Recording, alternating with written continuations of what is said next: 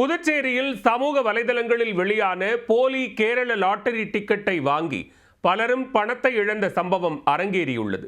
கடந்த 2 வாரங்களில் மட்டும் 50க்கும் மேற்பட்டோர் 10 லட்சம் ரூபாய் பணத்தை இழந்திருப்பது தெரிய வந்துள்ளது. நூதன மோசடியின் பின்னணி என்ன? ஒரே நாளில் ஓஹோவென்று பணக்காரன் ஆகிவிட வேண்டும் என்கிற 90% மக்களின் பேராசைதான் இந்த கும்பல் மோசடியை அரங்கேற்றுவதற்கு ஆதாரமாக அமைந்துள்ளது. மக்களின் ஆசையை தூண்டிவிட்டு பணம் பறிக்கும் இதுபோன்ற கும்பல்கள் அசந்தால் அரைஞான் கொடியை கூட உருவிவிடும் திறமை படைத்தவர்கள். அப்படி ஒரு கும்பல் கேரள லாட்டரி என்ற பெயரில் அரங்கேற்றிய மோசடியில் சிக்கி பலரும் தங்கள் பணத்தை இழந்துள்ளனர். போலி லாட்டரி மோசடி அரங்கேற்றப்பட்டது எப்படி? கேரள அரசின் லாட்டரி போன்று போலியாக உருவாக்கி அவற்றை பல சமூக வலைதள கணக்குகள் மூலம் லிங்க் அனுப்பி விளம்பரப்படுத்தியுள்ளது ஒரு கும்பல். இதை பார்த்த பொதுமக்கள் பலரும் அந்த லிங்கை கிளிக் செய்து தங்களது செல்போன் எண் மற்றும் பெயர்களை பதிவு செய்துள்ளனர்.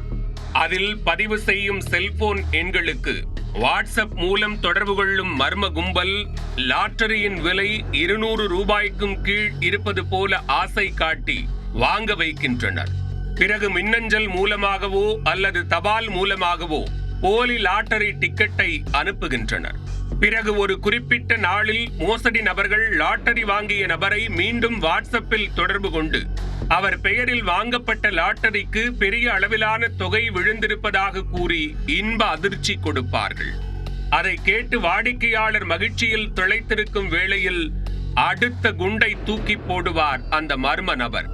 லாட்டரியில் விழுந்த பரிசு தொகையை பெற வேண்டும் என்றால் GST வரி, கையாளுதல் கட்டணம் என பல்வேறு காரணங்களை கூறி படிப்படியாக பணத்தை கறக்க ஆரம்பிப்பார்கள்.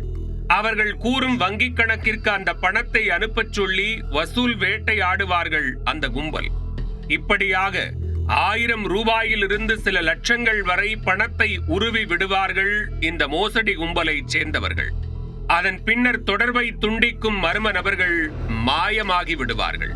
பரிசு வரும் என காத்திருக்கும் பொதுமக்களுக்கு ஏமாற்றமே மிஞ்சும். இந்த கும்பலிடம் பணத்தை இழந்த பலரும் புதுச்சேரி சைபர் கிரைமில் புகார்கள் அளித்த வண்ணம் உள்ளனர். இதுவரை 50க்கும் மேற்பட்டோரிடமிருந்து 10 லட்சம் ரூபாய்க்கு மேல் பணத்தை சுருட்டி இருப்பது தெரிய வந்துள்ளது. இதுபோன்று ஆன்லைனில் முகம் தெரியாத மோசடி நபர்களை நம்ப வேண்டாம் என போலீசார் எச்சரிக்கின்றனர். புதுச்சேரியில் லாட்டரி முற்றிலுமாக தடை செய்யப்பட்டுள்ளது.